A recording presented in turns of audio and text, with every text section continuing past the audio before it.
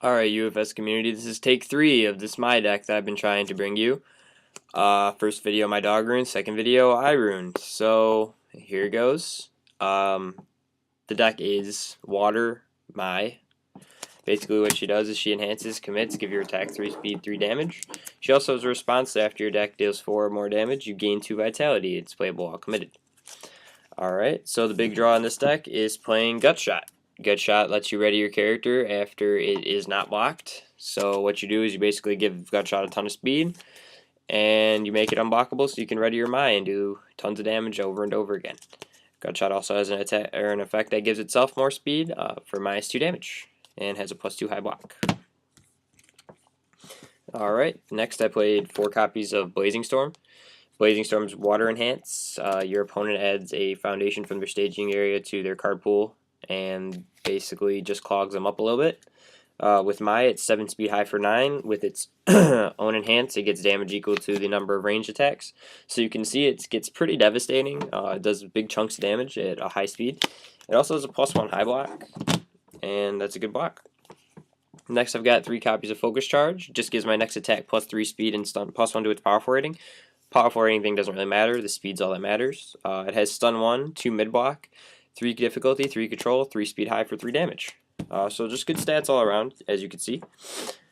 Next, 3 copies of Mugshot. Mugshot just has good stats, really. It's cheap. The burn effect makes it do like 7 damage altogether with Mai. Not a great choice, but still serviceable, and it has a very good high block at +1 high. So it's okay, I guess. You could easily make it what's that card called? Gale Blade, and it could work just as well.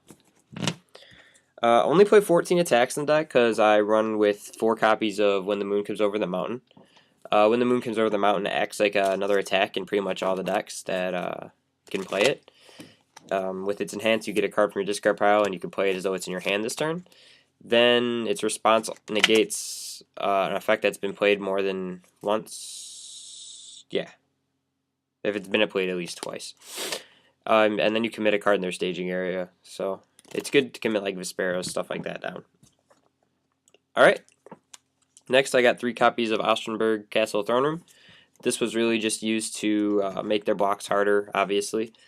+2, they're all block modifiers with +3 speed. Pretty much all the attacks in the deck become unblockable once you have Ostreinsburg Castle out and all the damage pumps. Alright, now moving on to the foundations. They're pretty much all just damage or speed pumps, which makes this a very aggro deck for a symbol that's not necessarily thought of as an aggro symbol. Alright, first I played 4 copies of Alluring Temptress. Very vanilla, but it had a low block on it, so I was like, okay, this is pretty good, because I don't block low very well. And it also readies Foundation for damage, so it's very situational, but it is a damage pump, so it could be very useful. Next, I played 4 copies of Juggle. Juggle basically comboed with Blazing Storm can give a lot of damage to your attack string that turn. That's really it. It has a momentum generating effect that I never really used and never really would use, and it also has a mid block, but other than that, it's just a really good spam foundation. Next, we will go with 4 copies of Into the Sunset. Into the Sunset has a situational speed pump. If they have foundations, their card pool gets speed equal to the number of foundations, which is good. It's not great, but it's good. And then it's Desperation-y, which is very good. When you're in Desperation, you can enhance commit it to commit 1 foundation in your opponent's staging area, and that is a very good effect. Selective committal is always very good. Next, I played 2 copies of Clandestine. It's not the best card in the entire deck. It's just really used if you can't get the kill with what's in your hand. You throw out your attacks, there are 3 life left or some nonsense. Just dump your rest of your hand and go for game. If you don't get game, you probably lose, but that's kind of the risk of Clandestine. And usually it's okay risk sometimes. Next, I played 4 copies of Deadly Precision, which is really the best reason to run a ranged Mai deck. Deadly Precision allows you to block with your ranged attacks and then respond with its effect to pick up the ranged attack you block with. It also has some synergy with Gale Blade if you were running that instead of Mugshot, where if you can enhance commit to draw 1 card if you have a face down in your card pool. And Gale Blade just kind of turns itself face down, so not bad. Not a bad synergy. Alright. Next, I played 4 copies of Red Horizon. Red Horizon is a very good damage pump because of the ability for me to just double my attack's damage very easily with Mai's effect. The only one that has really a tough time with is Gut Shot, but it's fine. You just don't use it if you can't double it, usually. That's kind of how Red Horizon works. And it has a situational speed redux on it for chaos, death, or evil attacks. Next, I played 4 copies of Together Again. Together Again is a very good speed pump because it's free pretty much. You just have to check a 4+. And then it also has the ability to make your blocks easier by committing to minus your block modifier by 2 before block step. With a 2 mid block, overall probably one of the best cards in Standard. And one of the hardest cards to get playsets of. Alright. I have 3 copies of Manhunt in my deck. I really like Manhunt's utility because it makes attacks mid. And I have a lot of mid blocks and I don't have a lot of off-zone blocks. It also, I could turn the foundation face down to give my attack +2 speed, which is also very, very good. Alright. Next, I played 3 copies of Dual Persona. Dual Persona is just a very, it's kind of a pretty good damage pump. Usually an attack turn of 3, it nets you about 4 damage during the turn. With multiple copies out, it becomes very good. And it also has a speed, or a damage reduction on it if your opponent's played like 3 attacks, so it kind of saves your ass sometimes. Alright, next I played 2 copies of Holiday Cheer.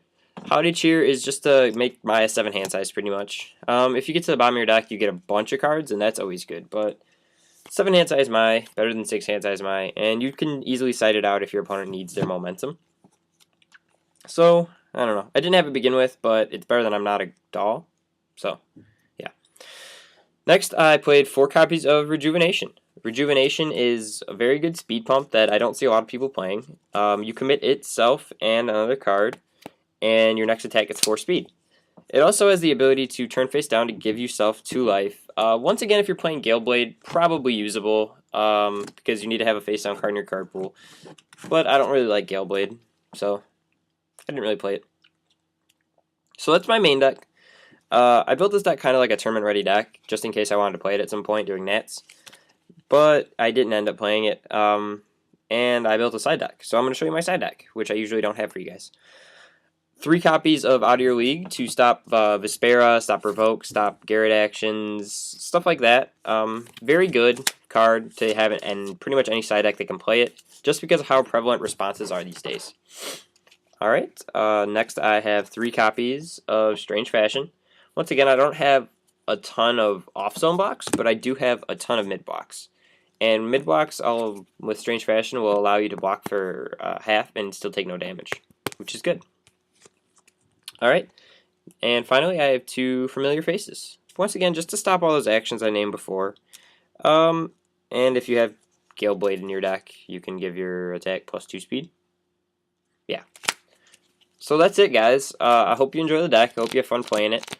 Hit subscribe. I'll be bringing you guys more deck lists throughout the time of my U of S career.